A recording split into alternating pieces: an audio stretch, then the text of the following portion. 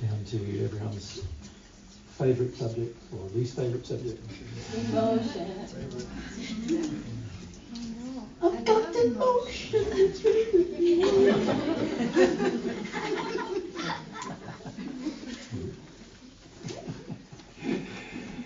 Okay, a bit hard to get to these high registers of the Bee Gees, but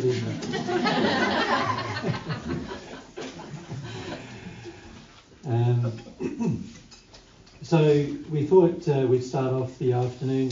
We want to do two things this afternoon. One is we'd like to talk a little bit more about the higher principles. We haven't got to the highest ones yet, have we? No. So, and I don't know whether we're going to be able to, because tomorrow we are thinking we might do some mediumship as well. We thought maybe like a spirit day where you can, we'll do some mediumship, but ask any questions you have about spirit influence, spirits, you know, anything like that. Yeah. And maybe even channel some of our spirit friends where you can ask them some questions. So today it means we've only got really 2 and a bit hours left, haven't we? So we'll probably try to get through this quickly, and because we do want to, I just want to at the end of the day talk about awareness versus awakening. You know, those two different things, and you know, to do that we're going to have to terminate the discussion about emotion and other things a bit short. But let's talk about the sin of controlling emotion.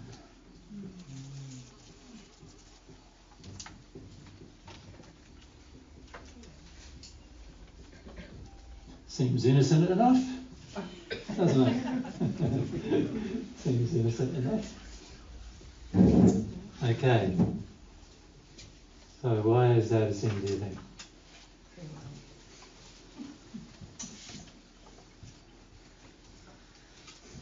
We've come so far to not know this. Maybe if I go at the back. Yeah, thank you. And then across.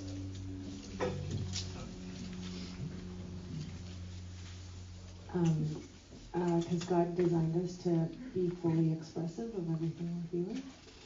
Yeah, so let's look at the design of the soul for a moment, shall we? So the human soul, and we're talking now about the entire soul, which includes its two halves.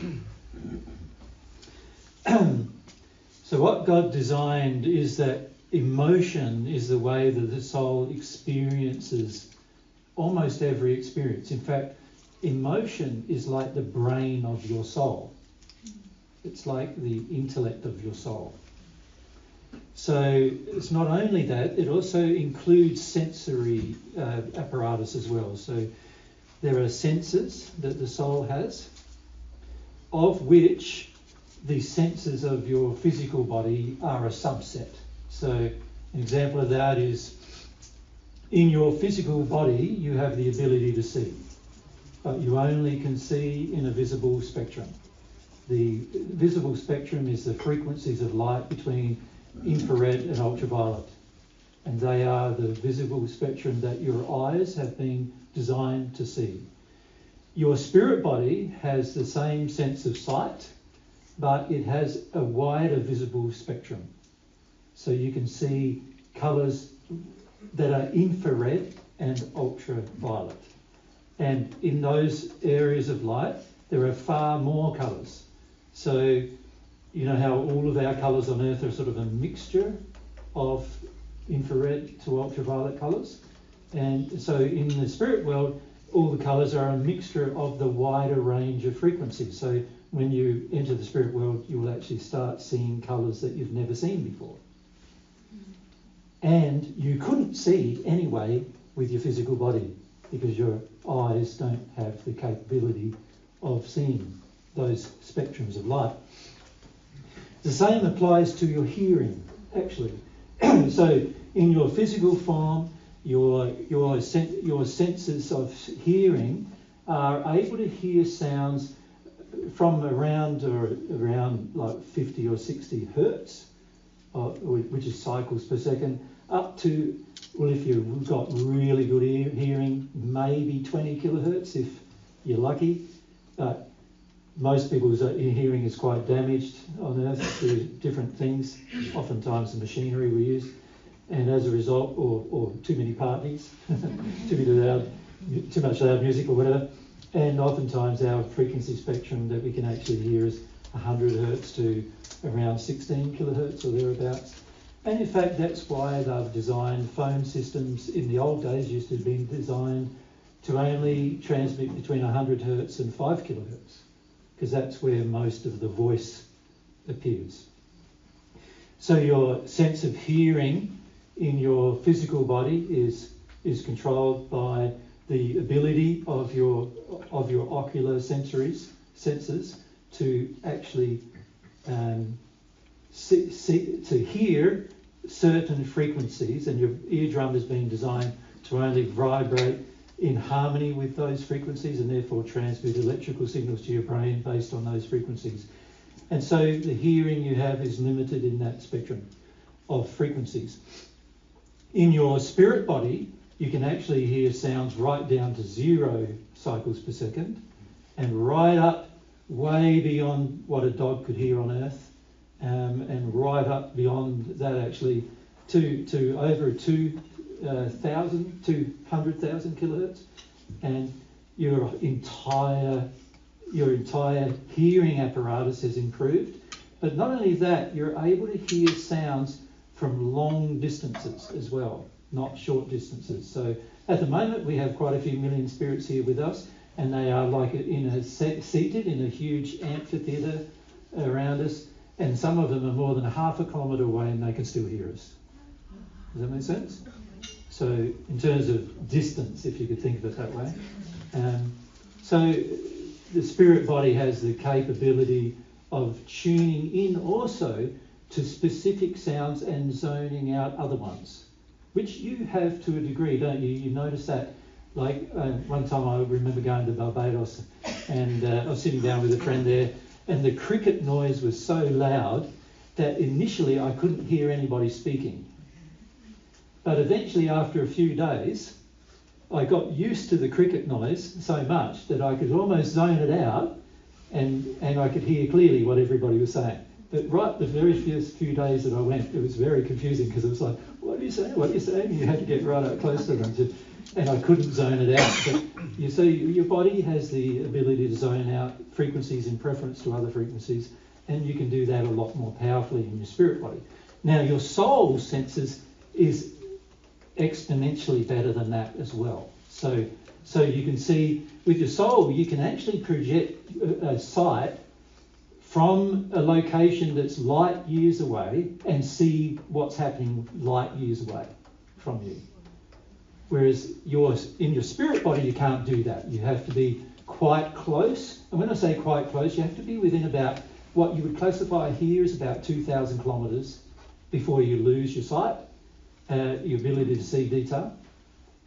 Here on Earth, when it comes to how far you can see, you can only see, most people, if you stand on top of a mountain or something, you might be able to see 20 or 30 kilometres, but not a lot of detail by the time you get to the end of that. Well, in your spirit body, you can see around 2,000 kilometres, and then in your soul, depending on its development in love, you can see light years away. You can see things from light years away. So every capacity that you experience in your physical body, there is a superset of that capacity in the higher body, if you like. So the spirit body has a higher set of capacities. So those senses form a large part of your ability to feel and to experience life, to have experiences. And those experiences enter through your senses, but they trigger emotions in you, feelings in you. So you could say the sensory apparatus of your spirit body, of your soul, are these heightened senses in addition to a set of heightened emotions, right? And depending on your development of love again, your ability to experience emotion and the capacity to experience emotion grows. So when you're in the first sphere, you have a very limited set of emotions you can actually experience and actually be sensitive to. Those emotions are primarily fear, anger, resentment, those hatred, those kind of emotions, and very insensitive to love when you're in the first sphere. And then as you grow through the spheres, you'll find you become sensitive to the nuances of other emotions, because you drop off the emotions that are more unloving, and as you do that, you become far more sensitive to the nuances of the emotions that are loving. And so you start to be able to tell the difference between compassion and gratitude, between admiration and respect, between, different forms of emotions that honour and respect. You can feel the difference between those emotions because you become more sensitive to them as you grow. And that's because the soul, as it grows in love, it has a growing capacity to experience emotion. And in fact, the way in which you store your memories is these are stored only because emotions are stored. And so what happens a lot of the times, it's the things that we refuse to feel completely are the things that we end up remembering and trying to forget.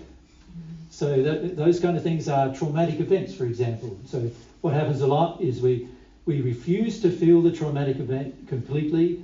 That event gets stored emotionally in the soul. It has an intellectual memory-based signature, which includes all of the memories of the experience, includes the smell of the experience, the taste of the experience, the sight, the hearing of the experience, everything. All the sensory apparatus are all combined and are part of the memory. And then when that memory is combined, what happens is that you have an emotional part of that memory as well.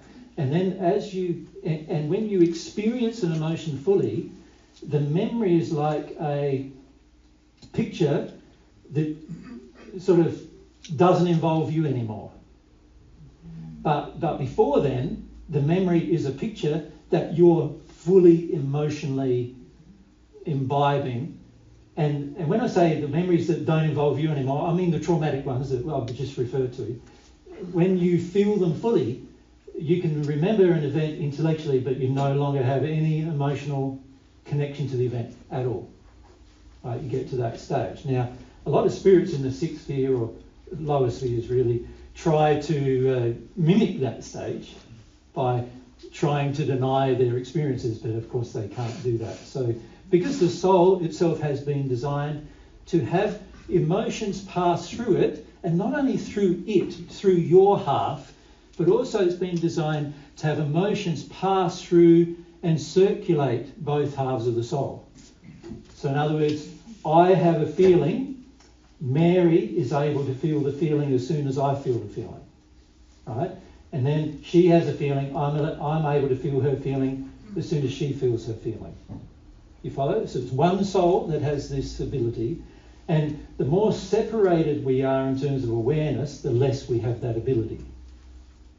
But you will have the ability in the future to instantly be aware of all of the feelings of the other half of your soul, and that ability begins in a lot more strength in the 8th sphere of the spirit world, and by the time you enter the union state, which is the 36th sphere of the spirit world, that is now seamless. It's like there's no gap at all. Whatever thought Mary has, I have. Whatever feeling Mary has, I have. We don't even see ourselves as Jesus and Mary anymore. We're like jam. Jesus and Mary. And we're together. I don't know what other... Or Madge, I could say she's like Mary and Jesus. But you sort of... Everything happens seamlessly in that condition, where everything passing through you passes through the other instantly. And in that place you can have hundreds of bodies, and they are all having experiences. You're talking to people. So we have hundreds of bodies talking to people right at this moment in different places of the spirit world. And every one of them gets processed by the soul, and every one of those bodies knows what is happening in the other bodies at the same time. So you end up in this state where you can have multiple interactions with multiple people. Your soul is controlling all of that, and you can also create and discard bodies at any time. You can create them and discard them. And there's only two bodies that we don't discard. One is our original body on earth that we had, so the Jesus body and the Mary Magdalene body, they are still in their original, not original state, but in a different state, but they're still there, that we haven't discarded in the spirit world, that we meet with people. And of course the two bodies we now are connected to as well. So these are the capacities of your soul as your soul grows. Now, all of those capacities are based upon how much information you can process at any one point in time. And that information is dependent on how much love you've received from God, how much you've grown, and also how much emotional capacity you have to cope with it all. You know, you need to have to be able to. You need to be able to get to a stage where you can handle large amounts of very complicated emotions from all sorts of sources and understand and where they're coming from and what's going on with them, as well as what's going inside of yourself. And that is how the soul has been designed, to grow with God's love. Now, a person in the sixth sphere can't do those things. So perfect natural man can do a subset of those things, but can't do all the things I've just mentioned. But that's the capacity of the soul in a union state versus the, say, sixth sphere state versus what state many of us experience on Earth. Does that make sense to you? Now, I know that's just a very quick technical overview, and at some point in the future we might discuss that in a lot more detail. But what I'm saying is how important it is to understand the importance of tuning into your senses and tuning into your emotions is. Now, when I say tuning into your senses, what I mean there is, you know, you have the sense of touch. That is a sense you can tune into or zone out of. Right? When you tune into it, you'll be very sensitive to the slightest of touch. You'll get to the stage where just a small breeze, you can feel it. You can actually you get to a point eventually in the soul where you can feel when other people have touched your spirit body, or even just gone to touch your spirit body. You can actually feel people's intention to do it, rather than even just what they do. And the senses become so sensitive that you can feel what is not only going on at a physical level, but also at an emotional level, spiritual level, the intentions. And in addition to that, you get so sensitive that you can absorb that information from thousands of sources all at the same time. Right? But to do that, there needs to be a growing in the connection to your senses. So, you know, when people have an accident, and they say they didn't feel it, and they think that's a good thing, well, it's not actually a good thing. It's detuning from your senses, right? God desires you experience your senses to a greater degree so that you can enjoy them. And this includes all your senses, including your sexual senses, all the emotions that are part of your senses. You've also got all of your normal senses of your body, sight, taste, hearing, all those senses. And all of these senses grow in capacity as you grow in love. Now, if this is the way in which in the end, the soul's brain works this way, like the signature of who you are is going to be all about what interacts emotionally with your personality and your nature, and how you then choose to exercise your senses and in what direction you use them.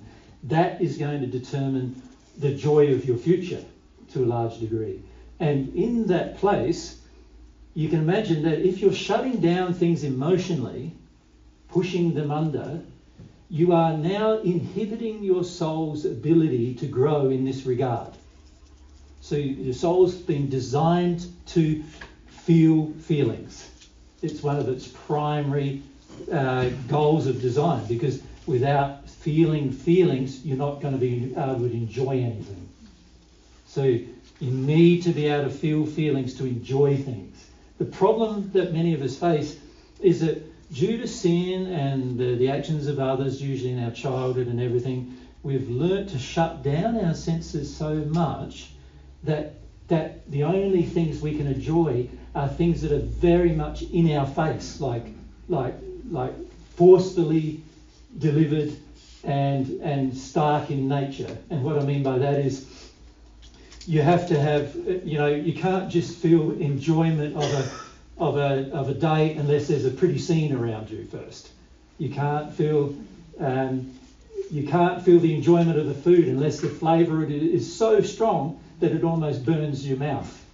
And nowadays you can see even manufacturers know this. They are making foods now that have got so strong in flavours because the average person can't feel the nuances of flavour anymore, and because of different things that are happening in our body, and we've detuned from different things so much. So the flavours have to be very strong and very determined flavours before we can taste them or smell them and sense them. And this is all because the emotional part of us is shutting down. It's been taught shut down from childhood, and we're just shutting down further. Right? So that's how the soul works. Brief summary. Right? Obviously, a lot more to understand about that. Mary and I have spent 2,000 years examining how the soul works for lots of reasons, because it is the pinnacle of God's creation, and it is the key to understanding yourself. Right? But what I'm trying to illustrate from that discussion is that controlling emotion is one of the most damaging things you can do to your own soul. And you not only damage yourself, but you also damage your soulmate while you're doing it. All right? So you're not just damaging, like if I shut down my emotion, I'm not only just damaging me, but I'm also damaging Mary. Because her ability to share emotion with me now is going to be severely impacted by my inability to feel the same emotion. So if Mary feels a feeling of love for me, and I am desensitized to those feelings, I am preventing her from ever expressing her real feelings towards me because I am unable to receive them. Now, many of you know that's what happens in a relationship, right? There are times when the other party in your relationship can't feel what you're feeling, can't understand what you're thinking, those kind of things. God designed the soul so that you would instantly know and feel what the other person's thinking and feeling at any point of time. All right? So Mary doesn't have to tell me what her feelings are. All right? So there's no need for conversation about Mary's feelings or my feelings. If Mary can feel my feelings and I can feel hers, we don't need to talk about feelings, we're having them. So we don't need to talk about them anymore. You follow? Yeah. If you shut down that, now, to understand Mary, I'm going to have to talk. Right? I'm going to have to ask the questions of, what do you feel about this, and what do you feel about that? And I noticed you reacted this way. Why did you react that way? I'm confused. Why did you do that? What feelings do you have? What caused you to react that way? I don't understand. Why did you get upset then when, all of those questions are going to be necessary if I can't feel her. But if I can feel her, none of them are necessary. Make sense? So can you see, controlling emotion, huge problem for your soul. And that's why it's classified from God's perspective as a sin. Now, what's the result of the sin? Well, the result of the sin is that you have a restricted capacity to understand and feel anything going on in your environment. That's the penalty. The more you shut down your soul, the more restriction there is on everything in terms of all of your senses, all of your thoughts are tainted now by the shutdown. Like every single thing is tainted in one way or another as soon as you do it. That's the penalty. So you could say the penalty of the sin is almost walking through the world and life unaware of what's going on around you, unless people are in your face telling you what's going on. So what that then requires is that if someone's upset with you, if you're in this state, you'll be aware of every person who's upset with you. Now, for me at the moment on earth, that's a lot of people, right?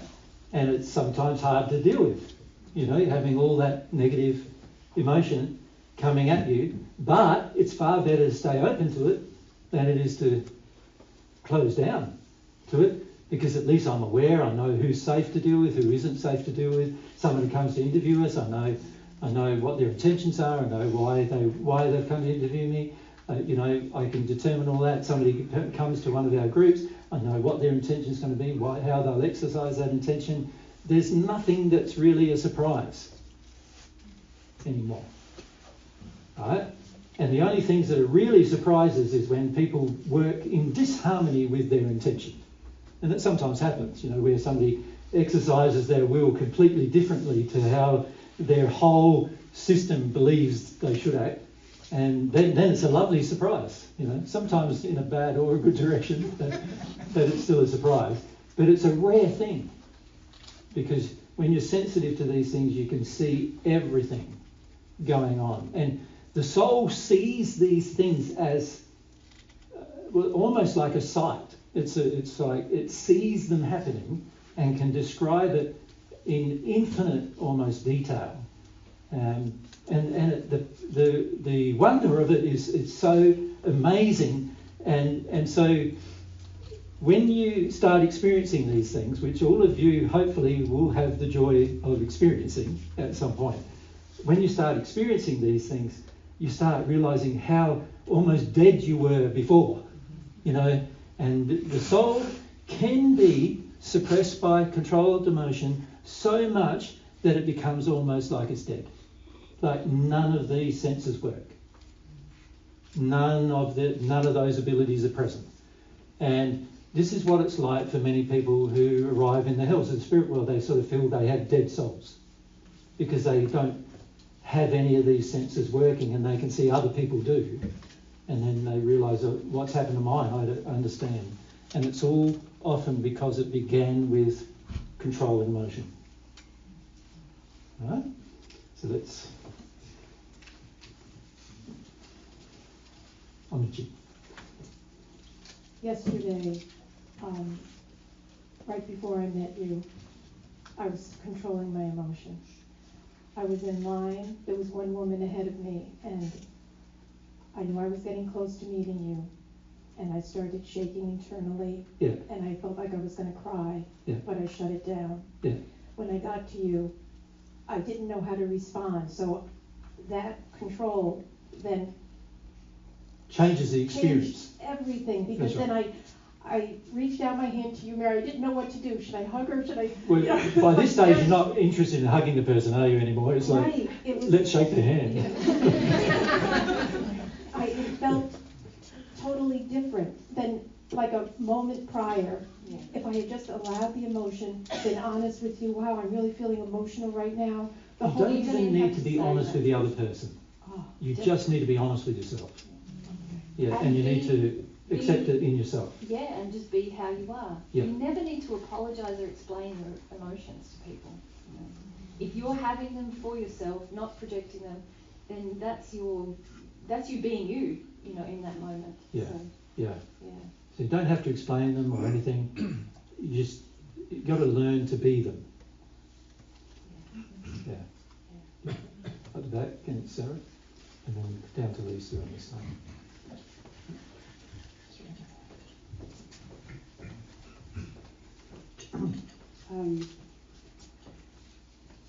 But when you're feeling your emotions, oftentimes it makes other people uncomfortable. Who cares? And so but then what's your response if you just want to be with your emotions? And like I'm thinking about just today, I was in my emotions a lot today, and a lot of people were coming asking me if I was okay. Yeah, they don't need to. Yeah. A lot of times what happens is other people see you feeling an emotion which distresses them, and then they react in a way trying to cheer you up so that they're not distressed anymore. There's a lot of selfishness in that. That's when somebody's truly feeling an emotion, and like if I can feel you truly feeling an emotion, I'm not going to interfere. If I feel you need some help because you're feeling something that's not real, then I might say something. But for the most part, I won't interfere, because you have the capacity to feel your emotion, and you don't need to share it with anyone else. Because we do this a lot with our children. We do. Yeah. How are you? Are you going all right? What's wrong? Oh, you don't need to. You're okay. Yeah. You're all right. Calming down. All sorts of things. A lot of this controlled emotion begins in childhood because the parents are trying to suppress their children's emotion, because the parents get distressed about a child's distress. Yes. But that's all because we don't cope with our own feelings, and so we worry when our children need to cope with theirs. Does that make sense? The biggest gift you can give your kids is, firstly, you feel confident to cope with your feelings, because then they won't feel any anxiety from you when they're feeling. But also to educate them that they can feel emotion. They're capable, they're completely capable, and if they want to come and talk to you afterwards about, you know, what it was about or what they learned or is there questions, that's a great time to do it. But to interfere with when they're feeling a feeling, that's very much about the parent. Part of educating a child is getting them to the stage where by the time they're 7, hopefully, but definitely by the time they're an adult, they can cope with any emotion. They can cope with being attacked. They can cope with being abused. They can cope with being praised without going into like, oh no, fantastic, and in other words, arrogance, and also pulled down without going into I'm worthless. They can cope with all that. They can handle anything. And when you're in that state where you can handle anything, that's when you can be pretty happy. You can see how you can be yourself then, can't you? Yeah. Because you're not reliant on how everyone's going to respond to me.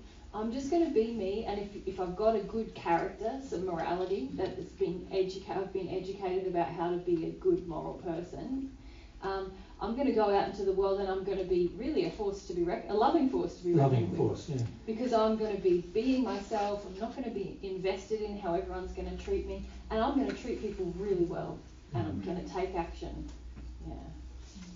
What if there's an emotion that you know is causing a disease in a child? Well, every disease in a child is generally caused by either parents or grandparents or spirits who are parental, usually connecting with the child in some way, in a destructive manner. So let's say the child has leukemia. Well, that is usually a grandparent or a great-grandparent who probably died from the same sickness, who's connected to the energetic systems of the child, trying to help the child, and that's usually what causes it. So again, if the child is capable of feeling its own feelings, it would recognise, granny is with me or great granny is with me, and it's not good, you know, and they'll do something, be able to do something about that. When it comes to a lot of childhood sicknesses and diseases, a lot of it's in response to the parent's suppression. So parents need to look at how much they're suppressing the child, how much they're trying to control the child's emotion, how much they're trying to cheer up the child, how much they're trying to stop the child from feeling its grief. All of those kind of things have a large effect on the disease systems that are caused in the body, which is caused by the child feeling that the parents want it to suppress itself. Yeah. Yeah. Yeah. If a parent feels, I can't cope with my grief, what does the child feel? I can't cope with my grief. They might be prone then to asthma. Or I need my parent to cope with my grief. Yes. Yeah. All those things. Yeah. And then as your child is getting older, obviously they're accruing their own condition now, their own emotions. Their own sin. And sometimes you can see, wow, that's my emotion that now my child has got. Yeah. But the worst thing you can do is then tell the child that they can't feel that emotion. You know, the best thing is for both of you to feel it. Yeah.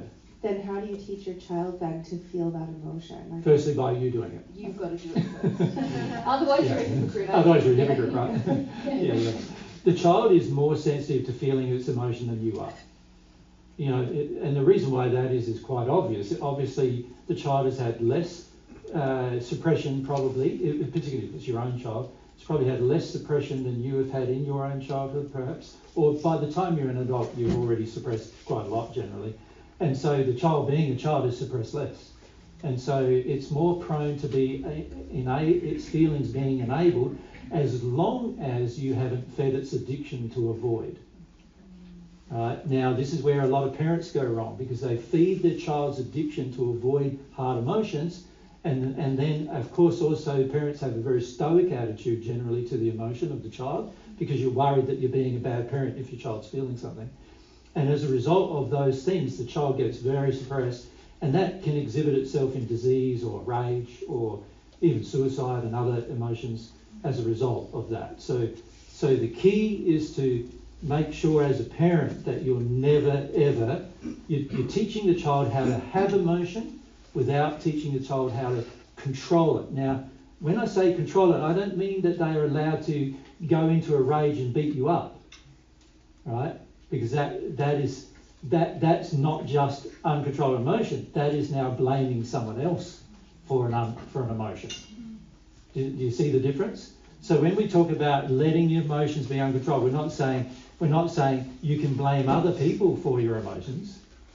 See, let's say I'm angry, and let's say I'm angry with my partner. If I hit Mary in that rage, or even yell at her in that rage, right? I am now being unloving to her, and I'm also not feeling my real emotion. My real emotion is sadness, and I'm unwilling to experience it, and I'm blaming her for it, right? So my real emotion is sadness. That's the emotion that I'm stressed out or fearful of feeling, and then I blame her, and then I take it out on her. So there's a whole unloving process that goes on between you having your own emotion and then taking your emotion out on someone else. Right? There is never a reason for taking your emotion out on someone else. Never a reason. So that's part of your education as a parent, is to educate your child about that as well. So if your child's screaming at you, they're out of line. There's never a reason for a child to scream at you, right? They need to learn how to experience their own emotions. Now, the only caveat I would put with that is, have you done some really bad things to your child? And if that's the case, I'd let my child scream at me. You know, let them have and admit, yes, I did those wrong things, you know. Let yourself have those admissions. But if they're just yelling and screaming at you because they want an addiction, like they want you to take them to basketball or something and you won't do it, or they want to visit your friend for a weekend and you won't do it, and they're yelling at you about it, then obviously they're way out of line. Yeah? And the child needs to learn how to have its emotion without damaging anyone else in the family, including you. And this is what you teach them. They need to learn how to cope with their emotions to the point where any emotion that they have, they're able to experience without blaming another person for it. Yeah. Lisa?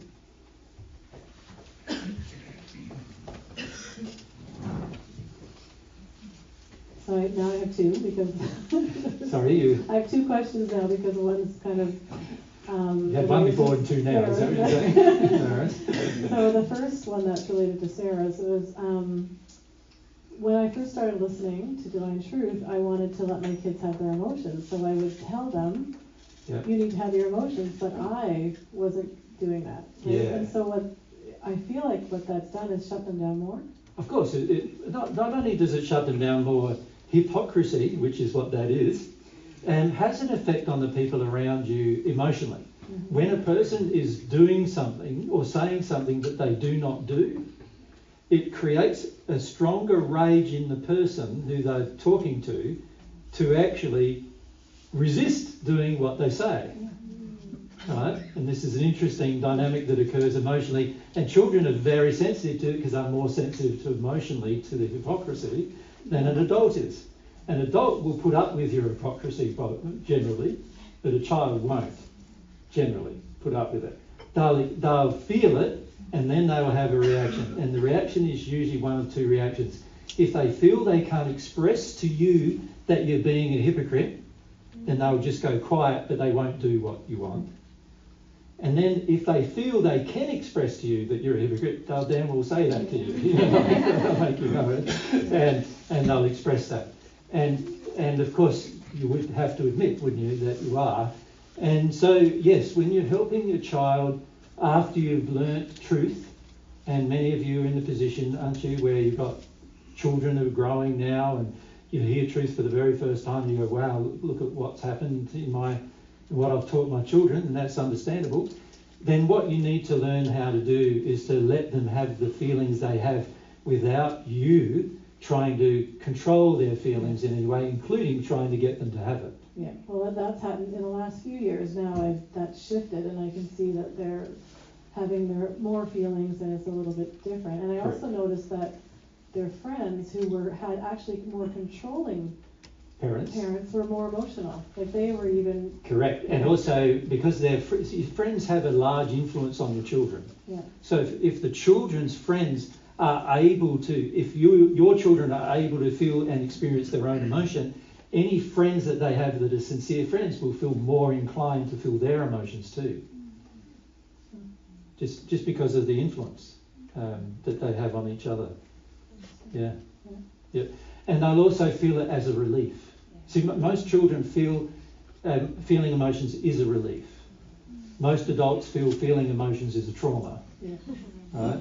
So because of that problem, you got parents feeling emotions is a trauma, children feeling emotions is a relief. Already there's a lot of opposition between parents and children about emotion under those states. Now, what a lot of parents do is through their attitude and their teachings and their general spiritual beliefs and so forth, slowly the child, by the time the child becomes an adult, many times the child approaches the same stoic attitude of the parent. You follow? And you'll see this happening over years sometimes. And sometimes it can take like 40 years, and eventually the child becomes similarly as stoic as the parent. You follow? And it might have taken that long for that to occur. And a lot of that is because the child obviously brought up in that environment doesn't have any confidence in its own ability to cope with its own emotion without there being some external agreement to it feeling that emotion. Right? And this is a very dangerous thing for you in your life and your children in their life. If you cannot handle your own emotion, you are going to become dependent upon other people very rapidly. You're going to end up, listening to gurus, and you're going to end up, being misled by people who say, I can help you avoid your emotion this way, and I can help you avoid it that way. And you can also be misled by things like drugs and alcohol and all of those things as methods to avoid emotion. Because if you don't believe and feel confident within yourself that you can handle yourself, then you end up looking for substances and people to handle things for you. And you'll actually interpret, like if Mary comes along, let's say I can't handle grief, and Mary comes along and she feels all this commiseration for my grief because she grew up with a dad who was full of grief and he couldn't feel it, and she has all this commiseration for my grief as a male. I'm going to feel she's my partner, she's wonderful, right? So now I become dependent on Mary for me to feel grief. Yeah. Very dangerous. I need to be able to feel grief for myself, right? Mary needs to be able to feel it for herself. And then when we come together, it won't be like a commiserating emotional response. And also attraction won't be bound by the commiseration. It'll be bound by deeper things about personality and nature instead. A lot of attraction that happens on earth happens just because of there being what I would call dependent emotions. I'm dependent, I can't handle my grief, and Mary feels sorry for me about it. And I think, she's wonderful for feeling sorry for me about this. She's the only woman who really loves me. She's the only woman who really understands me. Right? That kind of feeling. And then I feel attracted to her. And even sexually, I will sexually open up towards a woman who has that feeling towards me. Right? If I'm in that state where I'm avoiding my own grief, and a woman's in that state where she wants to help a man with his grief, I will feel very sexually attracted to that woman as a result. But none of it's real. And that's the sin, right? Like this is where how the emotion becomes like the controlling of your emotion is just so harmful in so many ways. Yeah, it affects your life now. It affects your relationships right now. All of your friendships right now. It affects your physical body. It affects your physical body right now, happiness. And it affects your future. And your kids' future. Yeah, the future of people around you are going to be affected by it as well. Particularly anybody who looks at you as an authority. So your children, for example, if you're at work and you're in a position of power at work, like responsibility, anybody looking up to you will be affected by it. It affects so many different areas. in most friendships, there's a level of pecking order in most friendships. Anybody who's in the position of power in the friendship who also, feels bad about feeling emotion, feels attacking about emotion, feels condescending about emotion, ridiculing about emotion, would have a huge effect on every other ones of their friends who look up to them. Yeah. It affects so many different things. Yeah. And on that, the controlling emotion, for me, I feel like a lot of my emotions come out at night. Like I usually feel them, not like yesterday, I could feel there was something. Yeah. But it wasn't until sort of I prayed and I wake up in the middle of the night and I go, oh, there it is. And then I feel it. Is that controlling emotion or is that? Yeah, it's an example of during the day, most of us feel that we're not in the position or safety, enough safety to actually feel our emotions constantly. Mm-hmm. So what we do is we bottle up the emotion for the day, and then when we have a private time, some of us who are a bit more connected will have a private time, and then you'll say, right, now you're allowed to feel it. And then, but the trouble with that is you've already bottled up some. And it's unlikely you're going to get to the bottom of it in that moment, because you've already bottled it up. You've already learned to suppress it under certain circumstances. What the goal is, when you become at one with God, you don't ever bottle up any emotion. Every emotion is experienced as it happens. There is no restriction on what you say and what you do. Of course, when you're at one with God, you're loving, and so everything you say and do is going to be fine, right? It's going to be loving. But that's the place you're aiming for. The place you're aiming for is you've got to be real about everything you feel in the moment you feel it. Yeah. Now, you can see society is very against that as an idea or a concept on earth. In celestial society is very for that. That's one reason why the celestial spirit world is so beautiful. But on earth, it's very against that. And in fact, most places that are governed by sin are against this process of expressing any emotion other than anger, fear, resentment, hatred, shame, these kind of emotions. Other than that, most people are against expressing any emotion as it happens. Even happiness. Yeah, even happiness. Too happy. People get very jealous on earth about somebody being too happy and very angry, and the average person will project a lot of rage at that person who's happy, and also on earth people project very strongly if you have any level of self-confidence.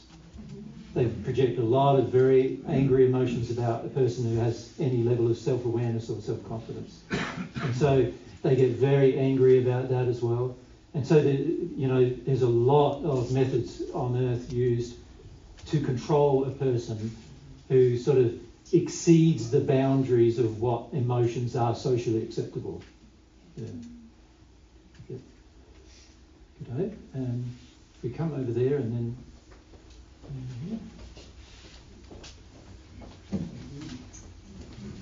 Does feeling emotion always equals crying necessarily? Or because sometimes I feel like I process stuff, but I might just be laying in the dirt for 1 hour and like staring at the sky and like feeling like a mess and having like maybe like, I don't know, like sometimes I feel like convulsion almost. And then I kick stuff and then sometimes I don't have like the real grief, but I feel like I've done something. Is that possible? Well, every emotion is designed by God to be felt completely. So if you're sad, naturally you'll be crying. So when I say sad, I mean grief or terrible, what's the word we can use to describe sort of the depths of despair, right? You're going to be crying. There's going to be times when you have that. And there's also going to be times when you feel ashamed and other emotions, but those kind of emotions are fear-based emotions, so you're going to have to go through fear as well as something else to feel that. So an example of shame is like, let's say when I was young and I engaged in some sexual play with, a neighbour or something like that, and we're both the same age or a similar age, and somebody found us doing it and really shamed us for it, like mum found us and then shamed us for it, then you'll probably have some sexual shame to deal with. Now, the sexual shame will have a layer of terror over it, which is the attack coming from your mother, the terror of that attack, and the withdrawal of love in that moment. And then underneath that will be some grief about how that's affected your life. So how you experience your emotions is going to depend upon what emotion it is. And in, I think it was England, just recently, I talked about the process I went through to become, in this life, because in this life I was shut down. By the time I was 33, I was pretty shut down. I didn't really know what any emotion really was, and I pretty much used my intellect to dominate my entire life by that stage. And I just started going through the process of emotionally awakening when I was 33. And one of the things that I did was I found a site on the internet called the Centre for Non-Violent Communication or something, and I don't recommend following its advice, but in there was a page I found about emotions, and I had a page of all these different emotions listed, and describing emotions that they classified as positive, and then emotions they classified as negative. And in finding that, it was very helpful for me. The rest of it wasn't helpful at all, because they talk about, hiding emotion when you're communicating with others, which is not what God recommends at all. But in the emotion list, there were words, single words that were used to describe specific emotions, right? And what I found was that I didn't know what any of them meant, what they felt like, right? So what I did is I kept this page with me. I laminated it actually, and kept it with me. And any time I had any feelings at all, I started to try to educate myself about what word described that feeling. Does that make sense? So I could put words to the feelings, because I'd been so detuned by that stage that I couldn't put words to any feelings. I didn't know the difference between despair and grief, for example. I didn't know the difference between happiness and joy. I didn't understand, what these words really meant in terms of a feeling meaning. I knew the word. You could look it up in the dictionary and it says whatever, right? So I could do all that, but that didn't help me very much because I wasn't in tune emotionally. So what it did for me was, by having those feelings there, I started practicing what it felt like to feel those feelings. Does that make sense to you? Just as a way of trying to open up to practice tuning into what that meaning of that word felt like as a feeling. And in doing that, it helped me open up a lot to different feelings that I didn't know or understand before then. You follow? And I recommend that most of you do that, because most of you have been quite shut down in different ways from childhood, and particularly if you're men, actually, you're going to find probably the need to do that even more than a woman, because women are generally allowed to have emotion more than men are on earth, and even many of you women don't like your men having emotion, right? You feel quite unsafe when they have emotion, when they feel some grief or some anger or shame or whatever. You feel like, oh no, the man who's providing my physical security and safety is now having an emotion. What's going to happen now? Like, there's a whole lot of things linked into that. And so most people do not understand that towards a man, there's often a lot more restriction. And this is why men revert to rage and then violence more than a woman generally would. A woman generally has an outlet with her friends to talk about their feelings, at least, whereas a man generally does not have that even with his friends, right? Because it's viewed as a competition with dad with friends most of the time. So most men in particular are very detuned to even knowing what emotions are, let alone being able to feel them and describe them, right? So I'd recommend you do that for yourself as a way of trying to open up to what the feelings are. Practicing emotion, because that's true. Like, I often have no words or no any way to describe things, and I don't really know what they mean either. Yeah. And it's not until you completely release emotion generally that you can even describe what they were. Yeah. I feel like I've just been like digging a bit, like, but I never allow myself to fully go. Correct. Which is all about control, right? Yeah. Yeah, and that's the thing I wanted to ask earlier with God. Something you said earlier in some videos not too long ago that I picked up. It's like I realized for the first time that I could communicate with God. Yeah. Like I could ask things, like generally kind of emanating it from my heart. Yeah. Like, because I'm a really big mental guy, and sometimes I just concentrate on like dropping down here, and then I ask something, and then I started having feelings. Sometimes I doubt and things like that, but So asking God with your feelings. Asking God with my feelings, and that helped me a lot. But I realized that it's all emotional, and then I get like yes feelings when I'm really interested, sometimes no feelings, and sometimes it's blank feelings. Yeah. And when it's blank feelings, like I've realized lately, I can ask, like, is it because I don't want to know? Yeah. And then I get And the yes. But then after that, I was going to ask about it, but I listen to you often, and I get my own answers. I'm ready to ask you questions, and then sometimes I get the answer, and then it's all emotional. I don't want to feel all these fears that are coming with the answer. Yes, that's right. Yeah. That's right. So fear is one thing that the majority of you are going to have to learn how to experience. And fear, and particularly terror, which is a sort of the real depth of fear, isn't it? That is something that most people on earth are unable to cope with at all.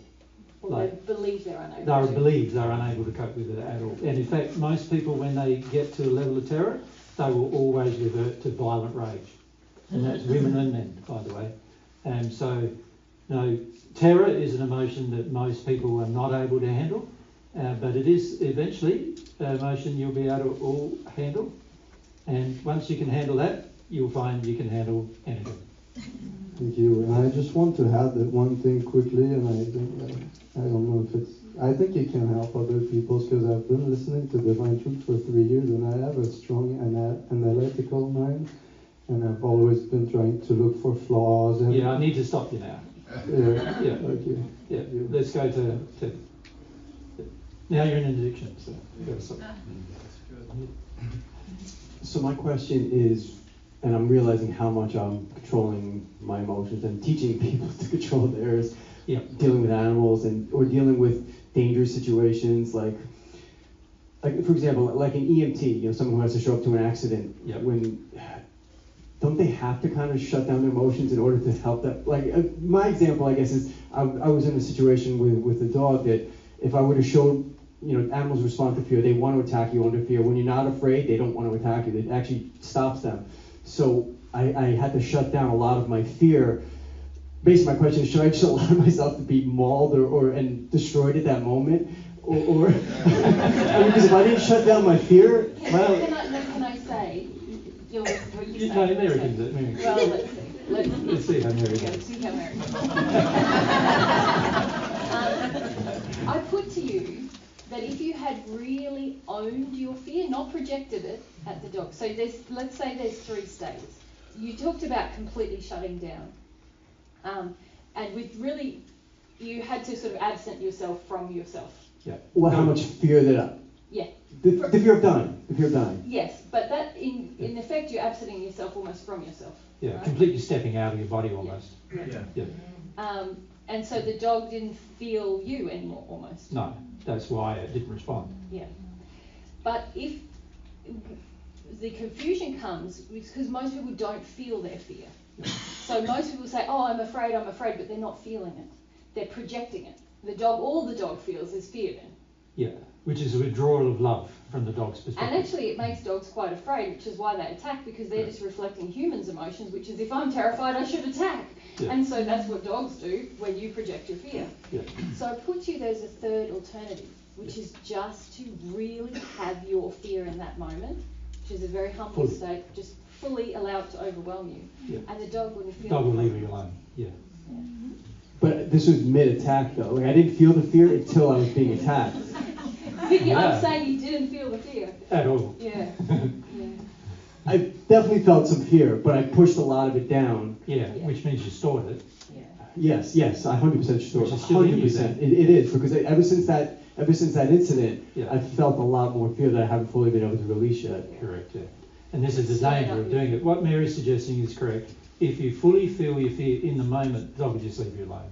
And in fact, most people will leave you alone too. Yeah. And what about the analogy what I was saying, where like an EMT, someone who shows up and someone is really... Well, if you're going to be an EMT, my suggestion is fully feel all your fears before you do be an EMT. Okay. And a lot of EMTs will tell you they're not actually terrified when they find someone who's had a heart attack. But aren't they desensitized though? Well, not necessarily, because there's somebody else's physical illness that they're dealing with. It just depends. It's not theirs. So oftentimes the person only gets really afraid when it's theirs. Or if it's their mother or their partner. Then they get afraid. Then they might be afraid. This is why a doctor won't be allowed to operate on their child or something like that, generally. Yeah, which is a good reason if you think about it, because then there's a lot of fear involved. But some people do enter those professions, like police officers, EMTs, because they are full of fear. Martial arts instructors, like a lot of these kind of people who go into martial arts, all about fear. Yeah, and a lot of people become these roles because they want to overcome their fear, and that's really damaging. Yeah. It's really damaging to the people they're dealing with. It's damaging to them. So the ethical way to do it is deal with your fear, and then you'll be great. Yeah, but see, most people haven't learned how to fully experience their fear in the moment. So the reason why then it becomes dangerous is because the people around you all feel you denying fear as a withdrawal of love. So there's no longer any love in the situation anymore. And now, if it's an animal, it's going to respond to the lack of love. And depending on how unsafe it feels, will depend on how it responds. So if you fully engage your fear completely and just feel it, the animal won't feel any of your fear. But if you only feel a bit of it and then suppress it, the animal will feel a large amount of that fear still. And the only reason why it doesn't respond when you suppress it, because you have to suppress it using anger or another response generally, and that's what it's feeling. That if it attacks you, it might get harmed, and that's why it stops attacking. But the best course of action is to feel it in the moment. Hard to say, because easy to say, hard to do. And the reason why it's so hard to do is the majority of us are so used to avoiding terrifying situations in any way we possibly can. And so we don't understand how to feel them. In the first century, I had many terrifying situations, and none of them bothered me too much. And to the point like where I was tortured many times, and when I was a child and also as an adult, and all of those situations were all able to be coped with because I didn't have a lot of fear about my death or fear about my life being taken or fear about the pain. At one point when I was about 19, I had a spear put through my hip and broken back, dragged behind the horse all through town over burning fire and everything. And it took me 7 years to recover from these injuries that I had. But I knew what was happening. I didn't have a lot of fear about it. And so my body could also recover from those things. So by the time I met Mary, I looked normal again. But actually some dogs ate part of my face, and I was a big mess, when I was 19. Yeah. So these kind of things can all change if you deal with the different emotions in the moment. Yeah? But it is difficult, and particularly when you're coming from a position of sin, it's difficult because the sin is saying, be afraid, be afraid, be afraid, be angry, do something different, And so it is more difficult, and you're going to have to learn how to do it. And this is about your ability to expand in your emotional capacity to experience. Yeah? Thank you. Yeah. Up the back. And down here to maybe on this side. And down here, wherever that mic is on this side. Yeah, just behind. So we talked about, not being a hypocrite and being a model for your children to be able to feel things. Yeah. But what about for a partner or a parent who was raised by parents who suppressed all their emotions, suppressed their kids' emotions. So now you're trying to, like, do you model for them too? Like, how do you encourage them to do it?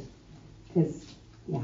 Well, firstly, you've got to understand, firstly, that you've got to have a good, strong look at your desire to encourage somebody else to feel their feelings. Oftentimes, that desire to encourage them, as we call it, is actually selfish. You want something from it, you know, some level of safety or security about you doing it, or you want some other things from it, like you want some personal things from it. So the very first thing you've got to do is look at what's your motive. Is your motive selfish, or is it... Well, specifically, I'll say with my dad, he's Yep. going through cancer right now. He's very sick. Yeah. And I know that it's emotional. Yeah. And I have even an awareness of what some of those emotions are, and I've tried to be brave, and I've tried to, Yep. you know, explain that to him from whatever little perspective I have. Yeah. Does he want to hear? Kind of. He was more actually open than I thought he would be. He was less aggressive than I thought he would be. Yep. But my only motivation is that he can help to heal himself. No, it's not. Your emotion is right now. That's your motive. What's your real I motive? feel like I can't heal him. No, that's not it. What is your real motive? You can feel it. I can feel it from you. You can feel it. I just maybe I don't know. You're afraid of him dying, right? Yeah. Yeah, that's your motive. It's selfish. Sorry to say it. That's true. Yeah. So that's going to make it a lot harder to help somebody. You're worried about him dying because of what he means to you and what he's done for you. And in fact, part of his cancer is because of what he's done to you, actually. A lot of people with cancer do things out of guilt on their part and to get things from their children or from other people. And as a result, the children or the other people continue to expect those things from that person. And the person, of course, is unwilling to give it up because of what they themselves want out of it. So, yeah, cancer has a dynamic where it's not just the person with cancer that's participant in the sin, but also every person around them participates in their sin. Now, just because Jesus said it's selfish doesn't mean you should stop feeling it. No. Because actually you need to feel it. You need to go through this grief. Yeah. And not project it on your dad. Yeah. You see, if you project it on your dad, if he does pass, he's going to find his life in the spirit world really difficult initially because he's going to always be coming back to you. Always be, you know, he won't learn why he had the cancer. He'll just keep coming back to you and acting in the same emotion that caused his cancer in the first place. So it's not going to be good for him if you're projecting this grief onto him. And if your motive for talking to him about it is to stop him from dying, right, then the reality is cancer, the person with cancer wants to die. They're prepared to die in order to avoid an emotion inside of themselves. And they are willing to die rather than feel it, actually. So when you projected him, don't die, don't die, don't die, he's going, like, he would rather die than feel something, and you're projecting him the very feelings he wants from you so that he doesn't have to feel some things. So actually it can cause the person with cancer to last longer on earth with their cancer and then pass in even more pain than they would have otherwise. So how does that person, like you're saying, he'd rather die than feel those emotions, which I think is totally accurate. Yeah. But how does he feel those emotions if no one's Well, he helping doesn't want him? to. But how does he get to a point of wanting to? Well, he's going to have to work through that himself. There's nothing you can do to help him to get to a point where he wants to. That's his problem, is he wants you to do that. Yeah. The best thing that you can do to help in that process is to not meet your addictions with him. Or his addictions with you. Or his addictions with you. Yeah. Because there's addictive processes that he's engaged for a lot of his life to avoid feeling. Yep. And now that's getting harder and harder, and now he'd prefer to die than feel them. Yep. And the difficulty with cancer is that often cancer creates all these big fears and worries and pain and suffering for the person, but fears and worries and grief in the people around them, and it causes The people which who the person who has a cancer likes. Yeah, that it helps to meet the very addictions that were waning, if you like, in their life. Yeah.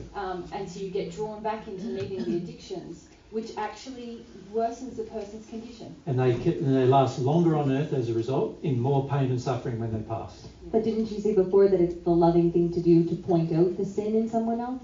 Only if they want to hear it. You see, in an environment here where I'm here, this is my space. You're in my space.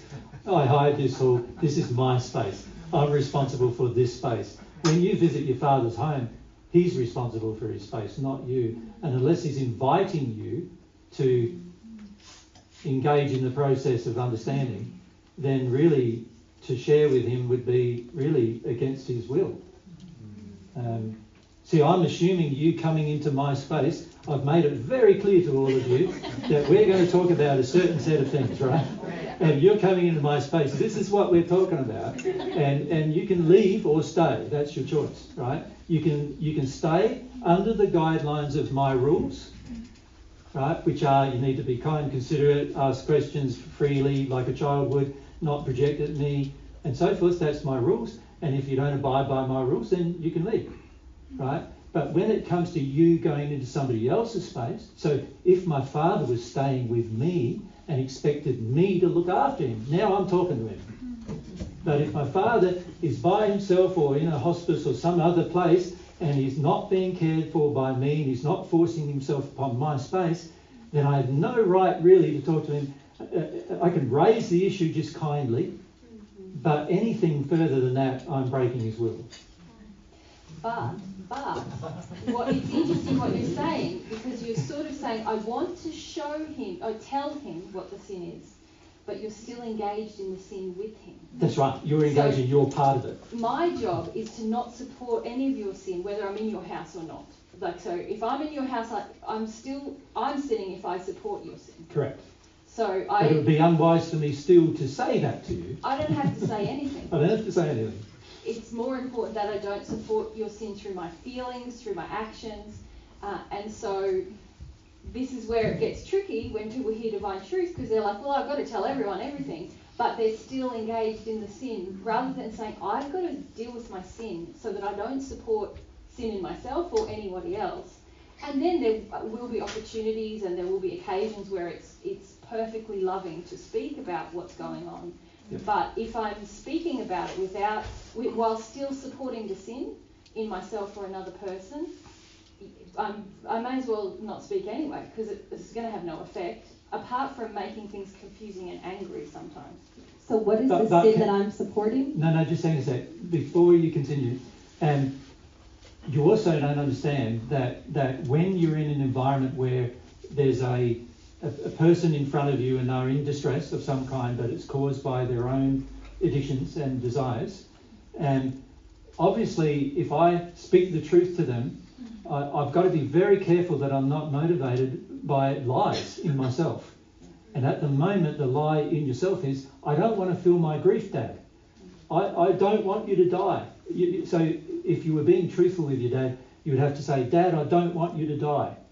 You know, that's the truth. And you really couldn't go much further than that. And you said, Dad, I think I know the reason why you're dying. Do you want to do something about it? Right? That's about as far as you could go. Make sense? Yeah. Now, what was your question?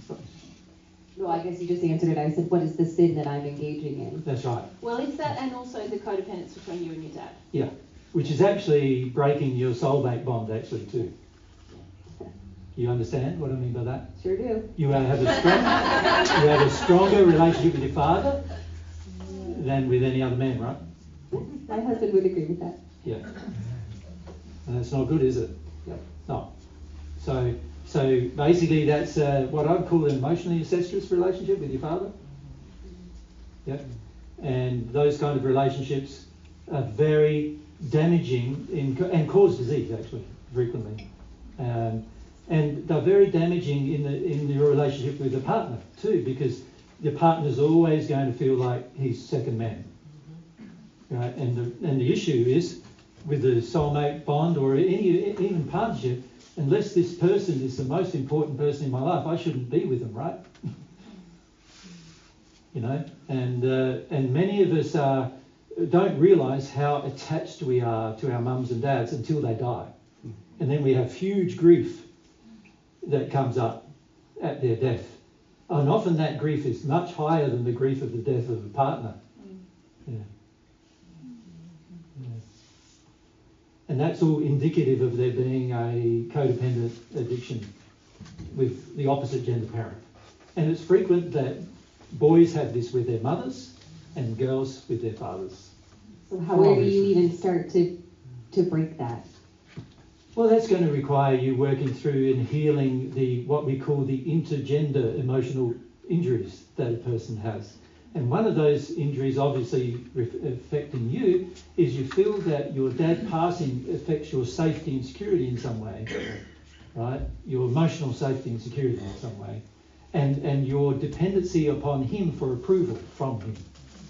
And so your definition as a woman is very much defined by how much your dad approves of you and how much he cares about you, right?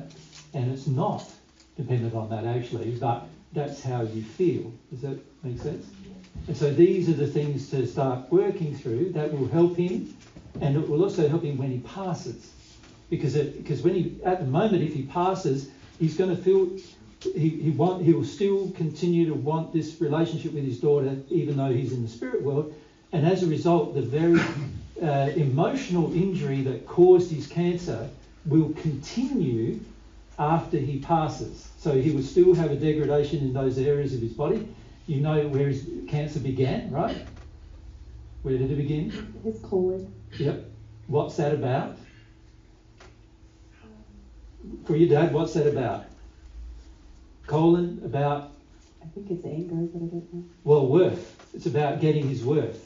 So he's getting his worth by doing things for people. He's getting his worth, right? And that's how he got to be viewed by everybody as a great guy. Yeah. Yep. But actually, from God's perspective, he hasn't done it from the right motive. And so from God's perspective, he hasn't learned how to be a great guy yet. Right? Even though you think he is a great guy. Yeah. And because he's done things for you and other people, all of you love him, right? You're all terribly upset about him getting cancer, but actually it's been caused by his own desire to feed this addiction through actions taken, giving his energy to everybody, right? In order to get some worth for himself. What's a colon?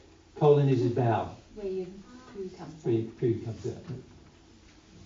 That makes sense, doesn't it? Yeah. So I hope what I've said hasn't offended you too much, because what I'm saying is like definite, but every one of God's principles governing the operation of the soul, whenever you shut down emotions in a certain way, disease is the subsequent result. Right? So cancers, all cancers actually, are completely curable as long as the person dealt with the controlling emotion, controlling the emotion they're trying to control, using addiction to control it. As long as they deal with that, curable. Every single one, curable. Your body has been designed to cure itself by God. And so when it doesn't, it's because of an intention that you are engaged in yourself. Does that make sense to everyone?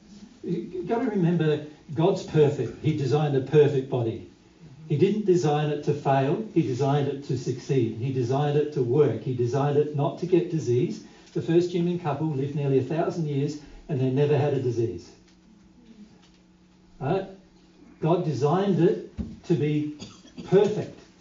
Any imperfection that arises in your body is the result of either your own sin or the sin of someone else generationally that's been passed down to you. One of those two things. So the key is to deal with whatever those sins are, if possible. Now, in some cases, for some people it's not possible until they pass because they've been had a genetic deformity, for example, that now is imposed upon their life while they're here on earth. Some have had some mental disability where they can't engage a process anymore because of the damage that comes from their forebears. They have some kind of mental disturbance that causes them not to be able to be conscious of their choices and decisions so much. Even though that is the case, you can often help them, but those people will be cured when they pass. For the most part, if it's a generational deformity passed upon them, they'll be cured instantly, usually through a process that goes on in the spirit world in the first sphere. They are cured of any passed down genetic problems, and then what they're left with is their true emotional condition. Right? But for the majority of us who are aware and intellectually able and are able to not control our emotion if we so choose, we need to make the decision ourselves. Yeah. But can you see disease? Consequence is trying to control specific emotion. The cause is trying to control specific emotion. The consequence, the disease. You try to control a specific type of emotion, the disease will appear in a specific place. The type of disease will depend upon the type of way in which you're trying to control the emotion. Like, so say a person gets a brain tumour, they're trying to control through their thoughts. You know, if they get a problem in their lungs, they're trying to control through their grief. If they get a problem in their heart, they're trying to control probably grief through, you know, with regard to love, the romantic love usually, or sometimes love of a parent, but most time romantic love. If they have a problem in their kidneys or their liver, it's going to be usually some kind of spirit-based attachment based upon history about what the person's trying to avoid with anger or rage. And every one of them is traceable. And every one of them, if a person has exactly the same problem, it's exactly the same cause. Right? This is the beauty of law, is that this is what happens when it's broken. You get exactly the same effect. Yeah? So this is very important to understand. Yeah?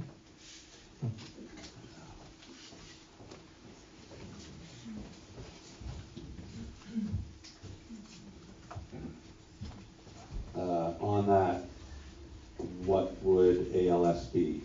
What emotion of suppression would that be? And is that genetic?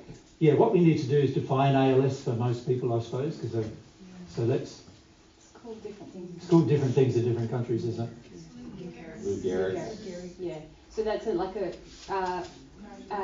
gradual wasting of your physical body, muscular system. Eventually it shuts down your respiratory system, isn't it? And that's the way that a person passes. But it's similar to MS in some ways, I don't think causally, but in presentation. Yep. In that we get Now, what's her name in Sweden had ALS, didn't she? Yes, she did. Yeah, that's right. Yeah. It's got a specific cause. You're asking what it is? I'm asking sort of what emotion suppression would cause that one. It's about being injured in some way emotionally, and instead of feeling the injury as grief, feeling it as rage. And not expressing. And suppressing the rage. Yeah, not expressing. Not expressing the rage. It's actually an angry withdrawal from life. Yeah. But a slow process. Yep. Yeah. Make sense? So could somebody heal that?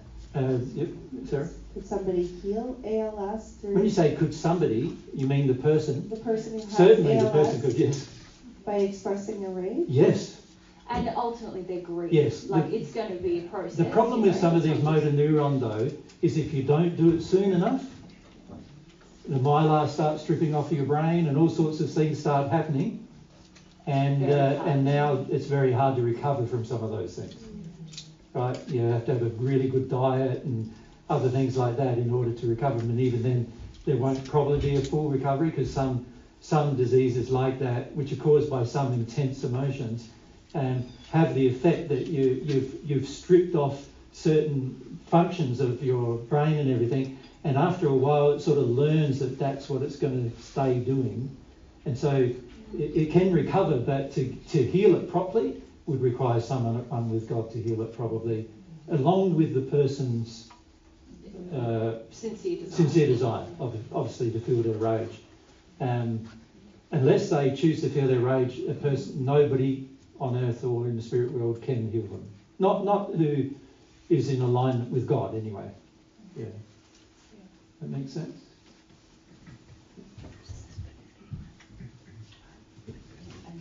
And then down. And what about the prostate cancer? And what do you reckon? What do you reckon it might be? Sexual organs relating to cancer, what do you think it might be? Well, something relates to the expression of masculinity. Or something against, or even something with other gender, especially with the mother. With the opposite gender, yes. Yeah. Yep. So what would it be? It's really using sexual feelings to gain feelings from the opposite gender, and pandering to the opposite gender in order to gain those feelings. That's the sin. That's the sin. Yeah. So engaging sexually so as to avoid certain feelings with women. Yeah. Or sort of putting yourself last in preference of the woman's desires and feelings. Yep. In order to get feelings from a woman. In order to get sexual feelings from a woman. Approval, that's something like approval. Well, sexual approval and sexual desire, from the woman, yeah. Yep. Highly likely the woman isn't giving it in the relationship as well. Like I said, most cancers involve the two people or more. Yep. Yep. Thank you. Yep. Now, I don't want this to be an answering session of all your diseases. Is that what it is? Is that what it is? You got one. Well, yeah, that's one more. Bladder cancer. Bladder function? Bladder cancer. Bladder cancer, yes. Maybe just talk about the dynamic of cancer, because that's common to all cancers. Yeah, common to all cancers, there's a dynamic. So the dynamic is that you want a specific emotion from other people, and you're willing to work hard in a certain way to get it from the other person, so that you don't have to feel the opposite emotion yourself. So often involves sacrifice of self, working very hard in certain areas in order to try to get this feeling from other people, and a huge resistance to giving up working for others, doing this addiction for others. Yeah. And it's mainly based on their partner, that person, or would it be well, family? There's usually a history with the opposite gender parent or the same gender parent. Depends what kind of cancer it is as to which gender you're doing the work with and which gender you're mostly interested in. So an example of that is for a woman who has breast cancer in the left breast, it's going to be about her relationship with her mother initially and what she does with women. But if she gets cancer first in her right breast, then it's going to be related to what she does with her father and what she does with men in order to get a feeling of love from them, being loved. In the case of breast, it's about being loved.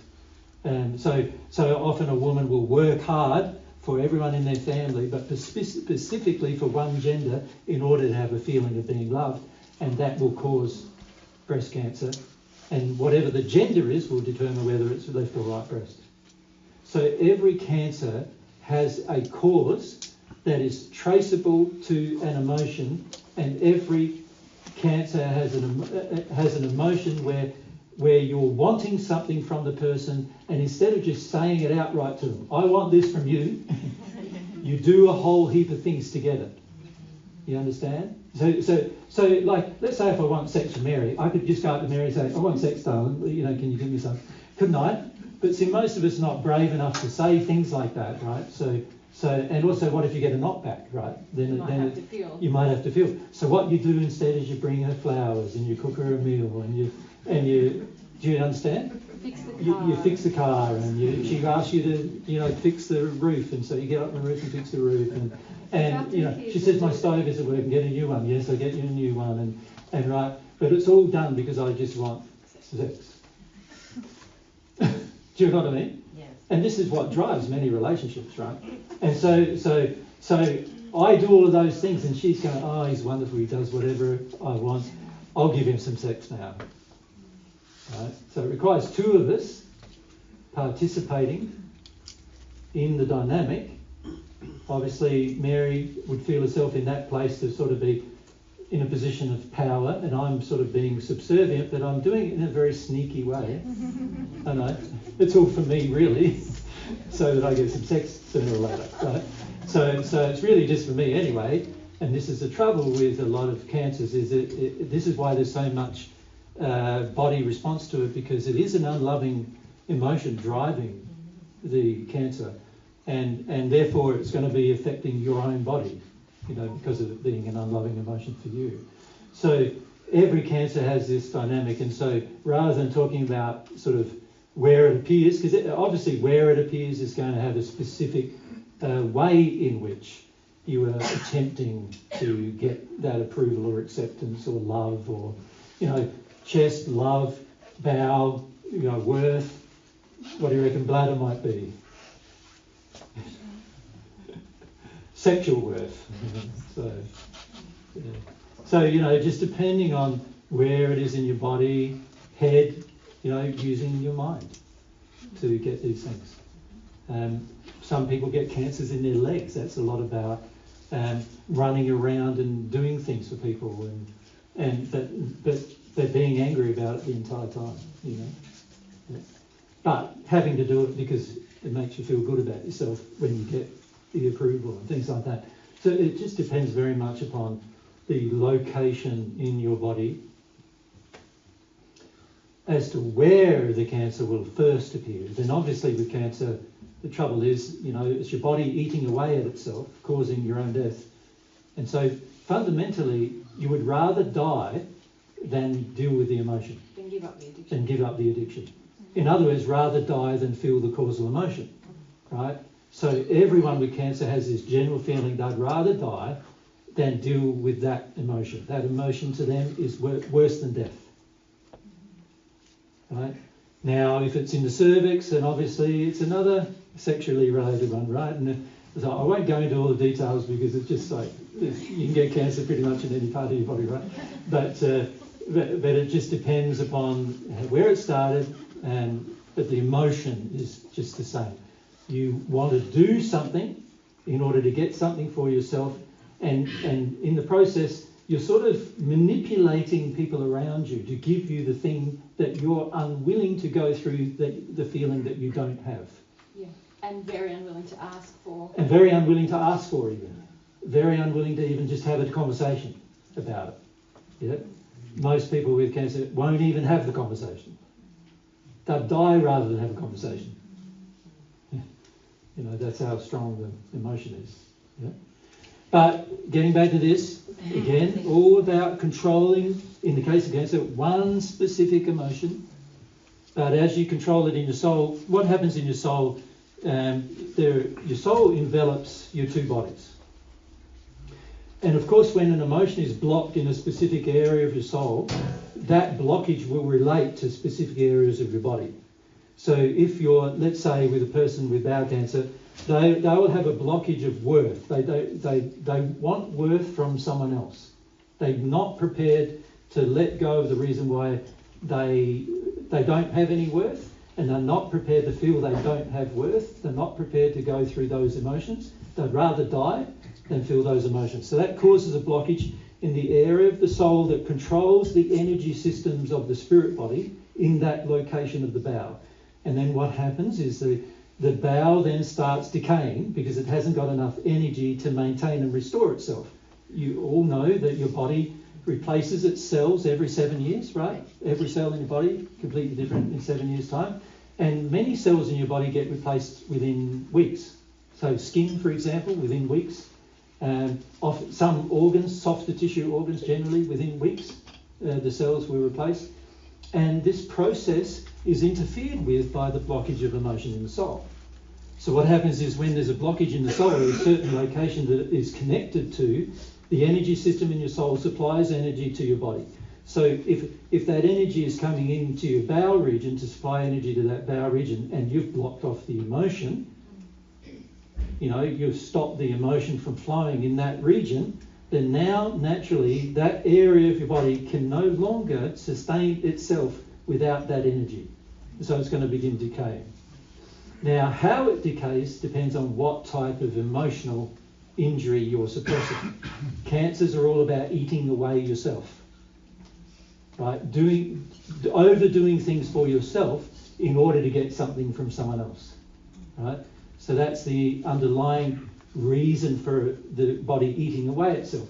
Other diseases depend on what kind of emotion and what kind of effect you want with that emotion, like what kind of thing you're trying to achieve. We know one lady, she passed. Yeah, I don't know who you're referring to. In Sweden, the lady. Yes, she passed. We met her. She told us through she was wheelchair. She had ALS, wheelchair bound, had to be fed, manoeuvred everywhere. But she had one of those typewriters where you could with a mouth, and she told us what process began her rage, and what it was her partner cheated on her and lied about it to her. I think he had done it repetitively. And he'd done it repetitively, and eventually he told her, and then he told her that he'd done it many, many times, and she became so enraged by it that she wouldn't feel her rage. She refused to feel how angry she was about it. She didn't want to leave him either. She instead wanted to punish him. And her rage caused her to get into this state. And within 2 months after that event, she had ALS. In 2 months, she's now passed. We've talked to her since she passed, and she's starting to understand the reasons why she had it and things like that. We tried to talk to her at the time, but of course she didn't understand what we were even saying about it. She was in such a rage about what he'd done.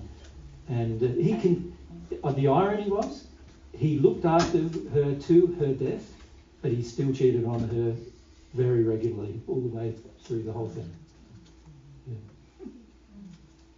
So the very thing that she was avoiding her rage from, she attracted every single week. There was another carer come in, he'd have sex with her. Another carer come in, he'd have sex with her. Yeah. Yeah. Right?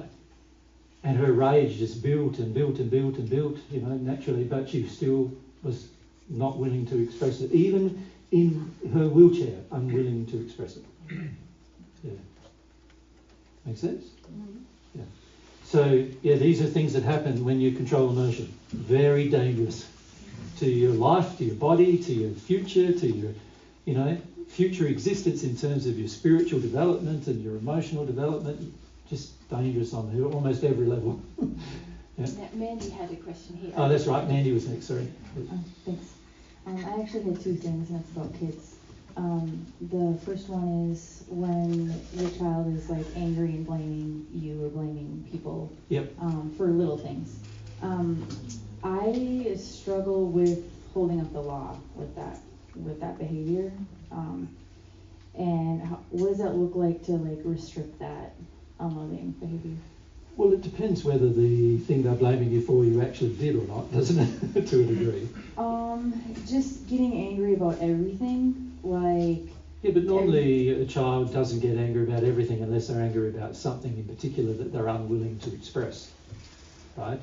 So either you've got a child who feels very entitled, or you've got a child who's very angry about something else that she's not. That's what I'm trying to figure out, which one it is, to see what my job is. How did you bring her up? How did I bring her up? Yeah, did you, every time she wanted something, did you give it? Yes, mostly. Okay, so mostly entitled? And her dad and her grandparents. All did that as well? Yeah. Yep, so entitled, definitely. That's what I'm feeling like. Yep. So now, whenever she doesn't get anything she wants, she's going to be angry. Yep. How do you stop that? It gets pretty out of control. When you say out of control, what happens? Just wild, physically violent. Violent, wild? Yeah, just yelling, screaming, just throwing uncontrollable, things. Yeah. Throwing things, yeah. Okay, so also probably spirit overclocked, right? Yep. Yeah. So I tried physically restricting her, like you talked about. Pretty hard. How old is she? Very difficult. She's 11. Yeah, when they're 11, it's pretty hard. It's like almost like an adult body, right? Yeah. Yeah, so you'd have 2 or 3 people restricting her if you had to restrict her. Yeah. difficult. You should have started earlier. Yeah. When they're like that, when they're 2, we have a young boy, Elias, his name is, who started that kind of manipulation with his parents because they allowed it. And by the time he was 2, he was already boss of the whole family. And they started to do things when he was 2. And as a result, by the time he's now 3 and a bit, and already things are starting to calm down because it's being dealt with properly. When they're 11, it's been let go on a long time.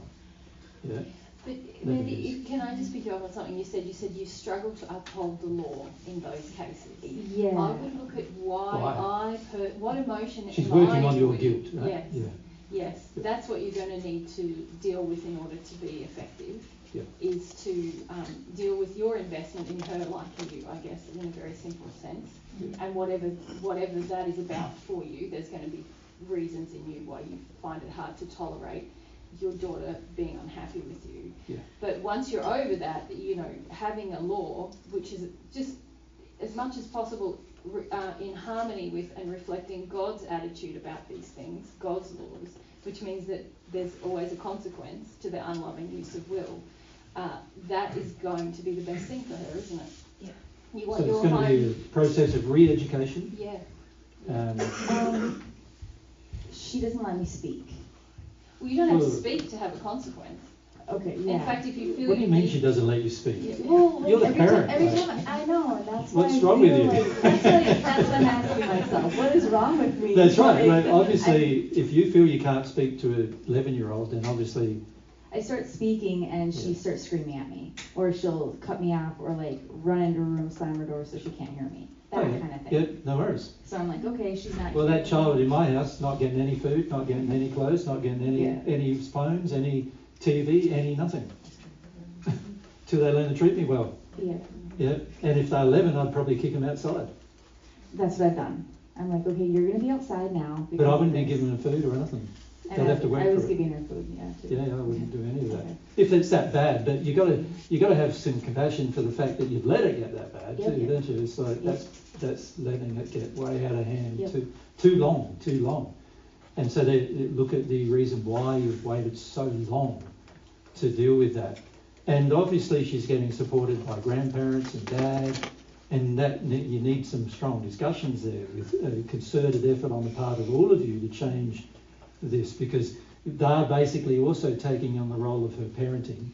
And so that if they're educating her to live this sort of way, that's very bad for her future. If she grows up to be this lawless, she's going to be a lawless member of society, and also from God's perspective, she's going to end up, even if she passed right now, in the hells. And that's pretty unusual for a child. Yeah, but that's where she's going to end up. And she'll be isolated, and then there'll be a group of spirits working with her. If she passed right now, there would be a group of spirits restricting her every activity. Unless she had a loving desire, they wouldn't respond to anything she said or did. They would, if she became violent, they would actually bind her to stop her violence. Yeah. But it begins with, if you start a lot earlier, obviously you don't need to do all those things, right? And also it's going to be so crucial now for you to deal with some feelings around this, to want God's attitude about these things, because otherwise you're getting undermined all the time and you're letting it happen. Yep. So there's got to be big emotional investment you have in either not having conflict with her, or maybe it's your husband, or maybe it's your in-laws, or maybe it's all of them. Or maybe it's all of them. But you're going to have some courage to have the conflicts with people, and you don't need to be very aware. Like, I see a lot of parents trying to convince their kids to be good when they're already very entitled, and it doesn't work. They just go, I'm getting attention, whatever. Yeah. There has to be consequences, and you don't have to talk about it. If they come and want to know why there's the consequence, there's your opening, but that's them asking. If you've already tried to explain and there's no opening, well, now it's time for action. Yeah. So you don't have to be violent back, but you do have to restrict their violence. And if that requires two of you holding her down while she wants to be violent, then you do that, right? What else can you do? You've let it go too long, and there's not much else that can be done other than that. You know, a person can feel their emotions without being violent. So that's the first thing.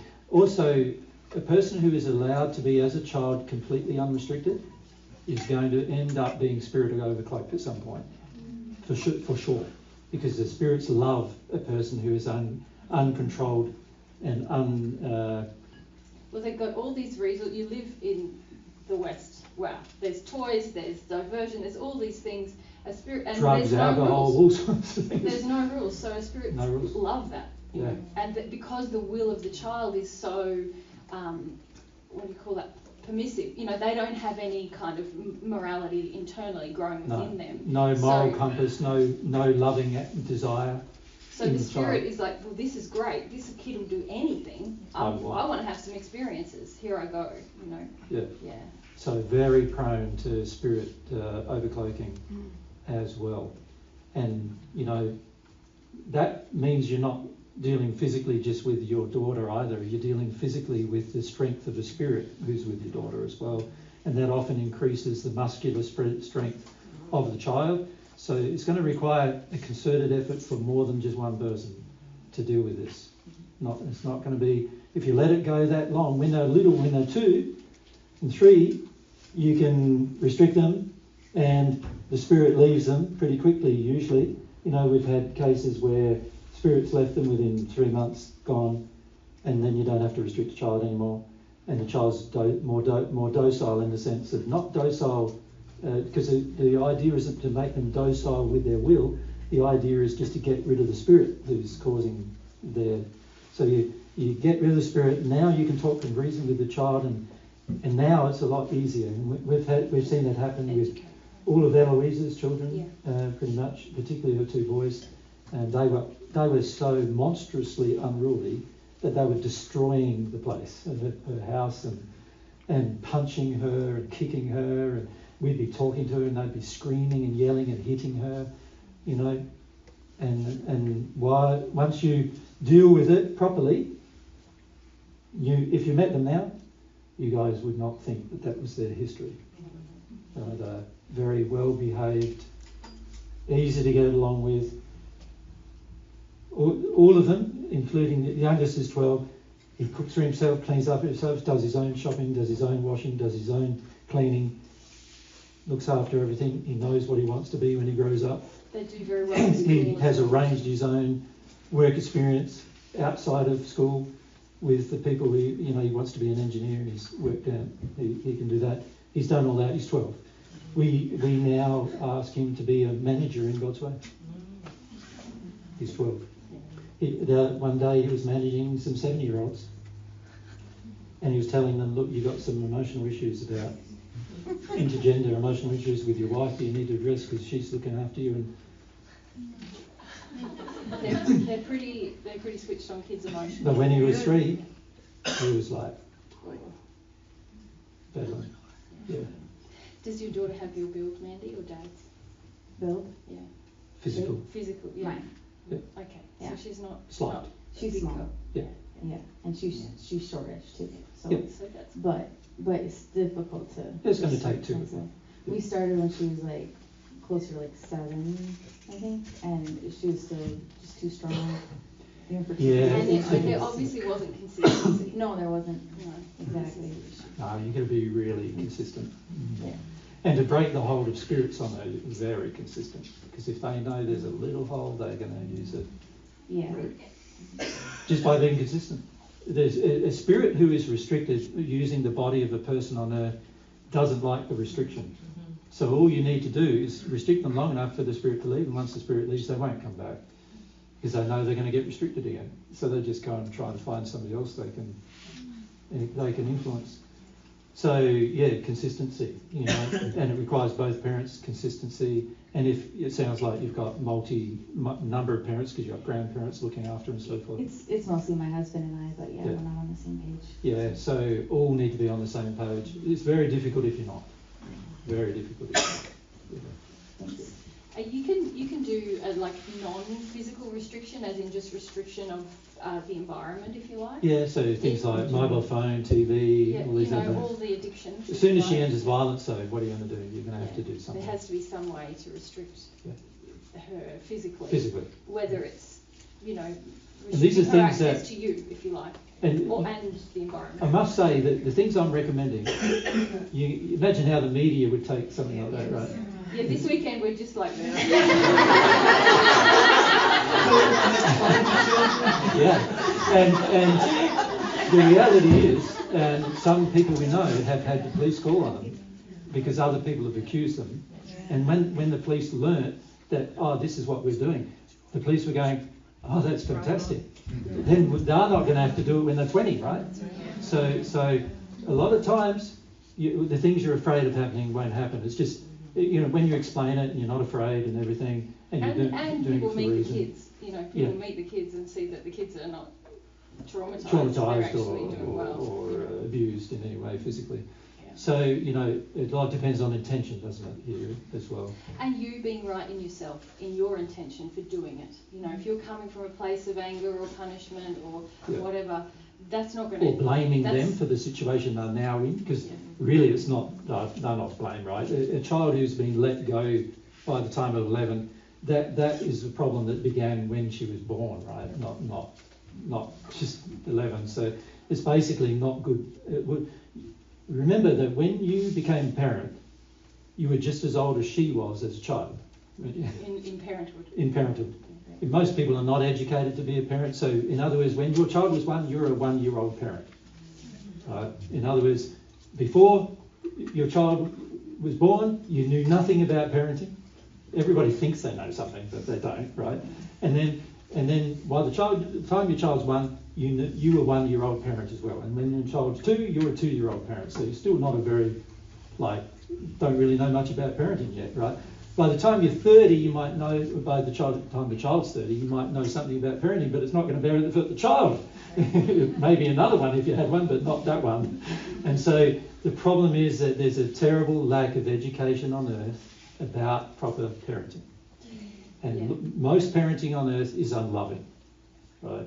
And you can't punish yourself for it, but you've got to correct it, right? You can't attack yourself for it, but you do need to correct it. You need to take different action. And a lot of times the action needing to be taken is going to trigger you emotionally because there's guilt and shame and all sorts of feelings. And then other people look at you strange, like, what are you doing with the child?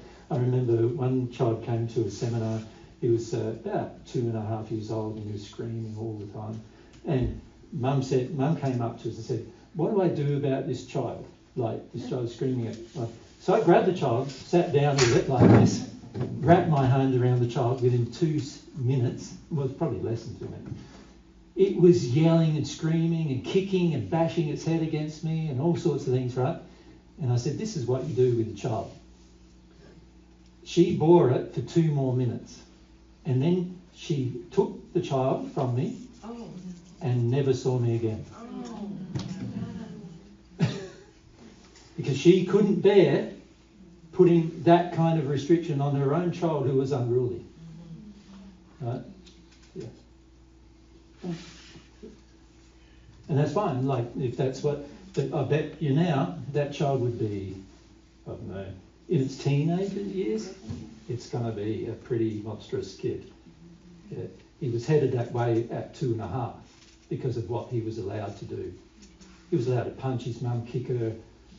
How's he going to treat women when he's an adult? Right? It's going to be pretty bad. And we've seen children like that grow up over 10, 15 years. You know, we've been teaching Divine Truth publicly now for me, I started in 2008, it's now 16 years. And in that time, I've seen children like just born grow to be nearly adults, right? And you see the results of it all. And many parents come back to us 16 years later and say, I just regret I didn't take your advice back then, you know. Because they didn't want to, or they felt it was wrong. But this is the way God acts with us, right? This is why we have laws, because there's penalties of laws, so we learn. And it's very important for your children that they learn that there is authority that is loving and caring, but it's for their own good. You know, because otherwise they can get overcloaked by spirits, damaged by others. You imagine a child who's this demanding and angry, she goes to the workforce. Is she going to be employable?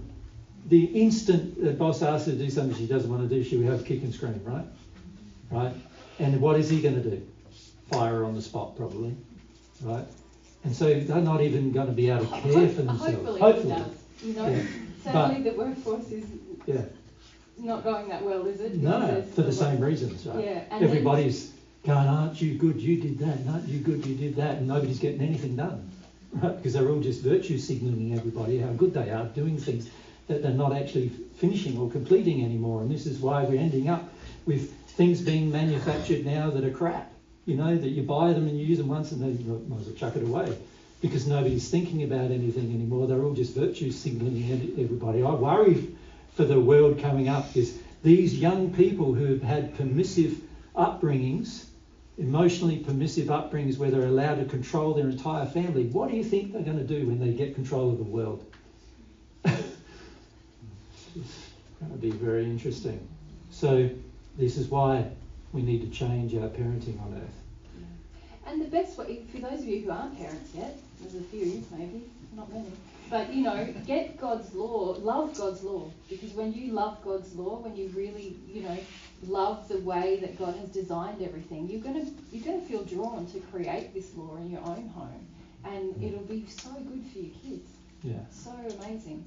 They'll understand that authority can be loving, not punitive, and that it can create freedom. Laws can actually create more freedom and more happiness. But also, what's free for your child must also be free for you as an adult, and must also be free for other children. So if your life is a nightmare because your child has been given freedom, then that's not real freedom. Well, and I would say your child is not free. She's a slave to her demands. Yeah. She's slave not to her free. addictions. Yeah. She can't create for herself. She can't care for herself. She's a slave to needing other people to do all that for her. So she's not free. The kids that we were talking about before, who can get themselves up for school, you know, iron their uniform if they need to, make their lunch, make their breakfast, come home, make their dinner, do the homework, go to bed, and mum doesn't need to be involved in any little part of it. Yeah. That's pretty free. And the average mum who hears that goes, what, they're doing all of that? What's the role of the mum? Well, the role of your mother is not to be a mother, because you're not their mother. You are their teacher. God is their mother. So teach them what God would teach them. That's your role. And so, you know, that's what we need to learn how to do as parents. We need to learn how to be loving parents who will teach the child, as much as we're able, teach the child what the child will need to learn in their relationship with God anyway. That would be the best course of action. So that's what we need to do for our children. And if we do that, our children will grow up being self-responsible members of society who love other people, not just themselves, and who care for everyone in society, and who are thorough, and they are scientifically and emotionally capable people of living a life that is productive for the rest of the society as well as for themselves. That's how they'll grow up. But that requires some major changes in parenting. If we're just parenting because we want to look like we're a good mum, which is, you know, or a good dad, and being so permissive because we had a lot of things happen in our own childhood that we don't want to have happen in theirs, and we get so permissive under those circumstances, then what will end up happening is the child will use that and abuse that and get to a stage to be a monster in their life, in their future, one way or the other.